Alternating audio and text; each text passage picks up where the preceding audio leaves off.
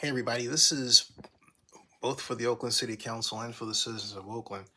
And it is a plea to vote no, no, I repeat, no, on this Tuesday's uh, agenda item that calls for the allowance of an addition to the November ballot that would put a yes or no vote up for public spending at Howard Terminal. And the reason why I'm calling for this is because the resolution in of itself is incorrect, completely incorrect, and it has nothing to do with Howard Terminal legislation and how it's structured. It posits a comparison that, in point of fact, amounts to a lie. But I'm going to be kind and say it amounts to something that's just simply wrong, because the people who are pushing this have not really bothered to understand, to study or understand the financial legislation, specifically SB 293 Skinner, or for that matter, enhanced infrastructure financing district legislation, and how it's supposed to be implemented. The council members, in particular, District 3 Council Member Carol Fife and District 5 Council Member Noel Gallo, should apologize to the citizens of Oakland for advancing their prejudices regarding a project and not doing an ounce of mathematic homework, or for that matter, legislative homework, to understand exactly how this works. Instead, they've advanced a take that is consistently wrong. And that problem has found its way right into the resolution that the City Council was presented with, specifically in the 1, 2, 3, 4, 5, 6, 7, 8, 9 whereas. Ninth whereas. It says, whereas the city's fiscal year adopted capital improvements program identifies 296 unfunded or partially funded capital projects across all the city's neighborhoods for a total unfunded cost of nearly 1.5 billion.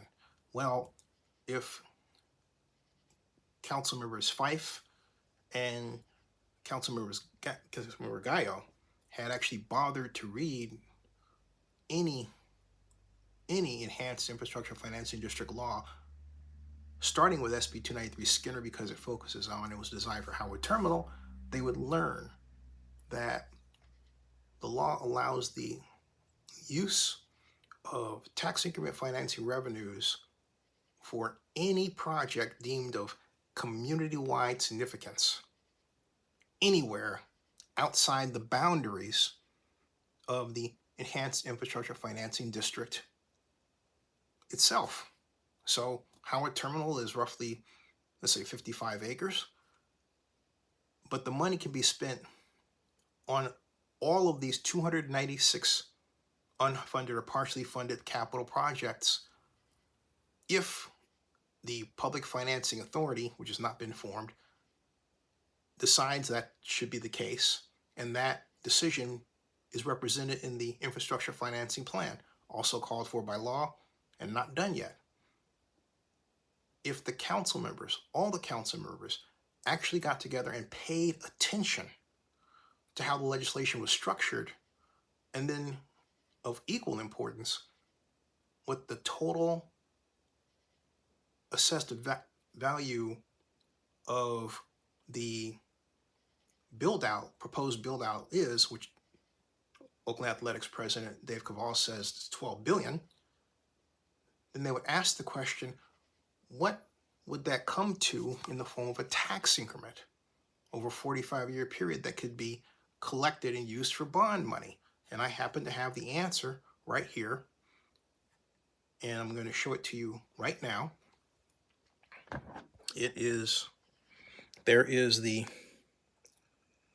total project AV as a demonstration. It's actually supposed to be in phases, but what it comes down to, assuming a 4% rate of growth in assessed value which is actually far less than what has actually happened at Howard Terminal and Jack London Square over the past 10 years in terms of rate of growth with assessed value, it's 9,704,468,000 and change.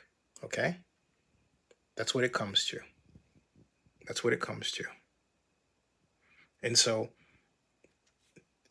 it has a further breakdown that actually involves in collection even more money if the base year is used along with that money.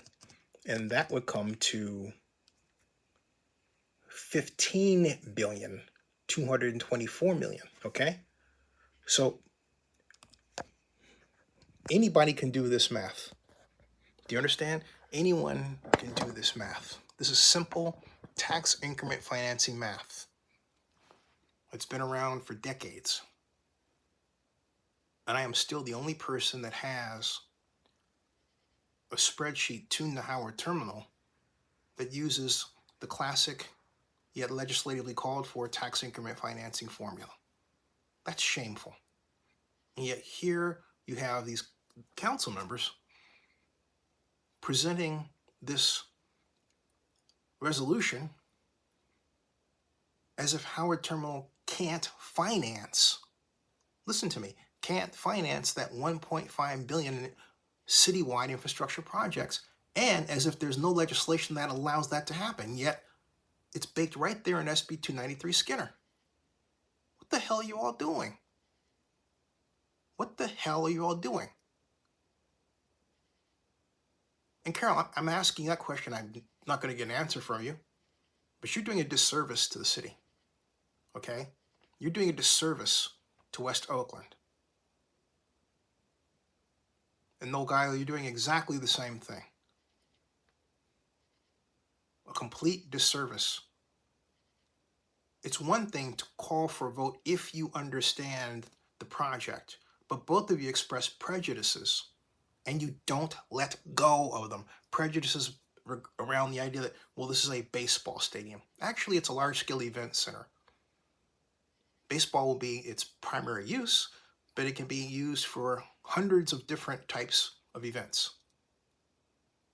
Hundreds. And that's not uncommon. It can be so designed as to be the focus of, well, just for the little bit of configuring here and there, a soccer contest or football.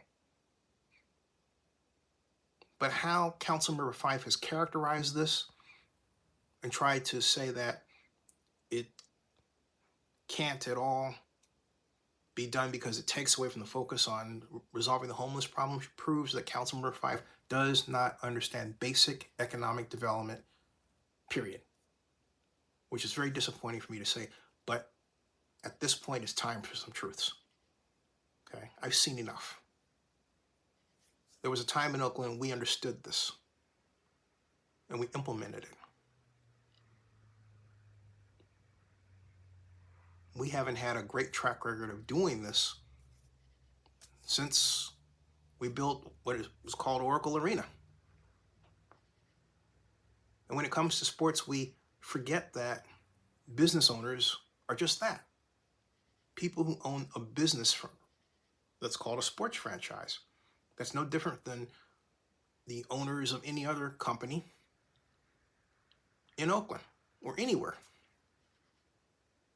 Yet we describe them personally with hatred and animus. If you're upset with what Joe Lacob did, you should be upset with the work of the late, great mayor of San Francisco, Ed Lee. He went after them.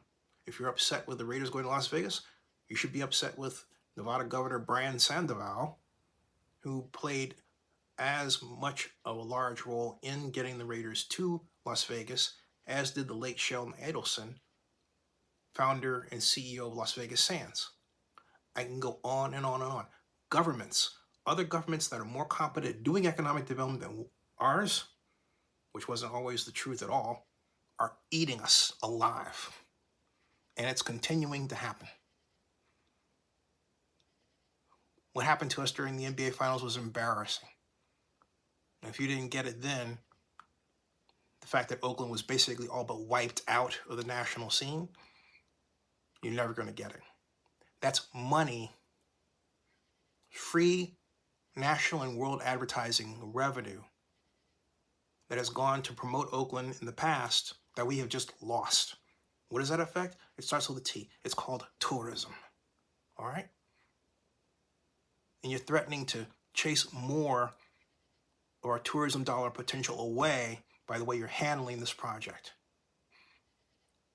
And the words you all have used and your behavior has been just north of disgusting.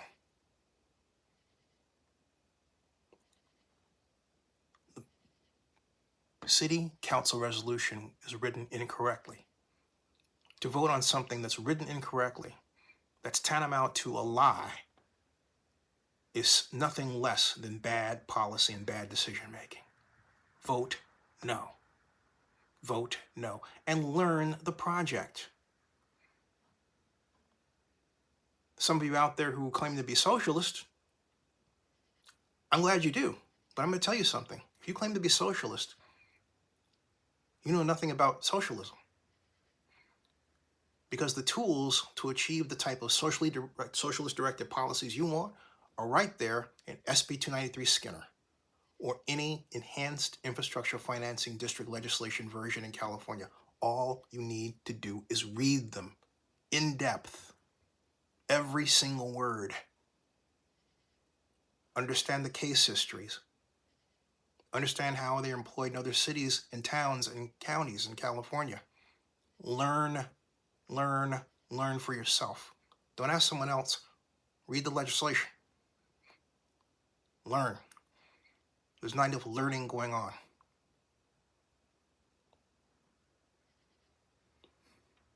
As evidenced by the fact that this projects have been allowed to linger without following a standard normal timetable. It's still behind schedule. Oakland has got to stop being on its own slow timetable. We haven't changed since I tried to bring the Super Bowl to Oakland and we lost to Jacksonville. It was the same thing. Oakland had to do it on its time. It's time to wake up. Subscribe to Zenny62 and bookmark oaklandnewsnowblog.com.